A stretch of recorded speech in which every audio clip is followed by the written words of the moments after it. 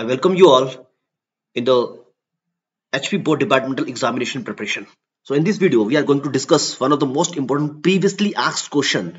This question was asked in the session December 2017, and the question is, what is the difference between administrative approval and technical sanction? So let us discuss this question.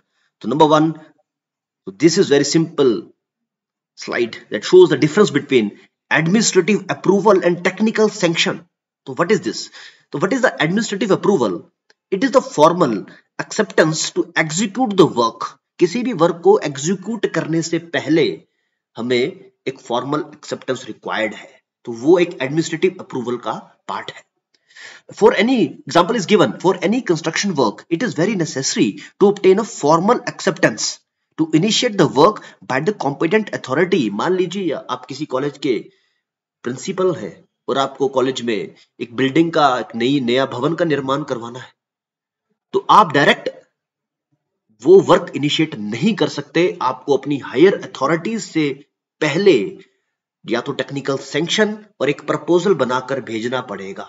उस proposal बनाने के बाद आपको technical sanction मिलेगी department से, और तभी आप उस भवन निर्माण कार्य को प्रारंभ करवा सकते हैं.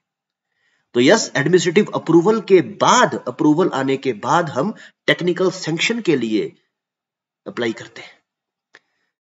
So it is the formal acceptance to execute the work. For any construction work, it is very necessary to obtain formal acceptance to initiate that work by the competent authority. Simple.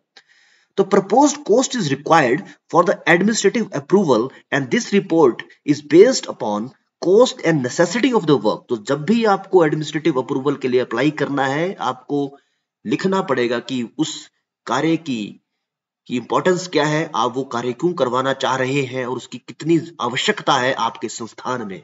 So yes, that's why it is written, it is required for the administrative approval, and this report is based upon the cost and necessity of the work.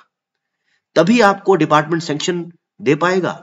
अगर आपने जो draft है administrative approval का वो सही ढंग से नहीं बनाया, तो हो सकता है कि डिपार्टमेंट जो हायर अथॉरिटीज है वो उसको रिजेक्ट भी कर सकते हैं. इसलिए आपको कंप्लीट जस्टिफिकेशन देने पड़ेगी कि आपको अगर किसी भी संस्थान में अगर कोई बिल्डिंग बनानी है, सपोज करिए, तो उसकी इंपॉर्टेंस क्या है, उसका कितना सिग्निफिकेंस है, गवर्नमेंट को कितनी जरूरत है उस संस्थान को, वो आपको शो करना पड़ेगा प्रॉपर जस्टिफिकेशन के साथ. Next on technical sanction. तो it is the next step after administrative approval. Administrative approval को मिलने के बाद ये नेक्स्ट स्टेप होगा जिसको हम बोलेंगे technical sanction.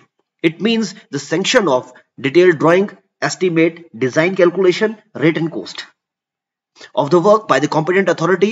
Suppose इसमें engineering department की बात की गई है.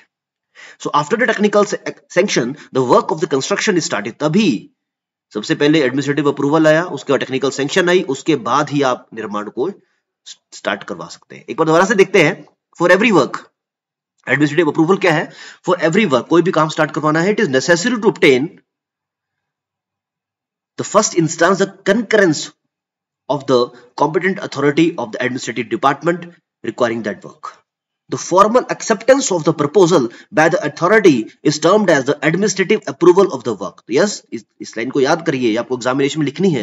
The formal acceptance of the proposals by the authority is termed as administrative approval of the work. So it is the duty of the engineering department or any other department requiring the work by the administration to obtain the requisite approval to it. तो किसी भी department में कोई भी काम start करवाना है तो सबसे पहले आपको एडमिनिस्ट्रेटिव अप्रूवल लेना ही पड़ेगा. उसके लिए क्या करना है? Basically an approximate estimate is prepared and such preliminary plans are necessary to explain the proposal and are submitted by the department to the administration. आपको एक प्रपोजल बनाना पड़ेगा और वो आपको डिपार्टमेंट में भेजना पड़ेगा, जिसमें आपको लिखना भी पड़ेगा कि कितना सैंक्शन अमाउंट, इसमें इतना खर्चा आएगा, वो सारी चीजें आपको लिखने पड़ेगा. उसके बाद ही आपको सैंक्शन गवर्नमेंट द्वारा, डिपार्टमेंट द्वारा दी जाएगी उस काम को इनिशिएट करने के लिए. After receiving the administrative approval, detailed drawings, design and the estimate cost, मतलब ये सारा का सारा आपको एडमिनिस्ट्रेटिव अप्रूवल में डालना पड़ेगा. क्या? एडमिनिस्ट्रेटिव अप्रूवल में आपको डिटेल्ड ड्राइंग बनानी है, डिजाइन और एस्टिमेटेड कॉस्ट, जो भी आपने काम करवाना है. are prepared by the department and submitted to the administrative department for the sanction. और जो भी आपके administrative department है, higher authorities है, उनको sanction के लिए भेजना पड़ेगा और उसके बाद आपको sanction मिलेगी जिसको हम बोलेंगे technical sanction. तो it means an order of the competent authority sanctioning a properly detailed estimate of the cost of work of the construction or repair or any other work proposed to be carried out in the public work department. And ordinarily such sanction is an ante factum action. So what is this ante factum? It is the before the, let me show you what is the meaning of this ante factum. Yes, before the fact. Before the fact. So yes, it is an, this such sanction is the ante factum. मतलब आपने काम शुरू नहीं किया है, उससे पहले ही आपने सैंक्शन ले रखी है. बिफोर द एक्ट का मतलब क्या है? काम अभी करना है, बिल्डिंग अभी बननी है, उससे पहले आपने सैंक्शन एंटी फैक्टम सेक्शन उसको बोलेंगे. तो इस तरह के टेक्निकल वर्ड्स आपको डिपार्टमेंटल एग्जाम में लिखने पड़ेंगे.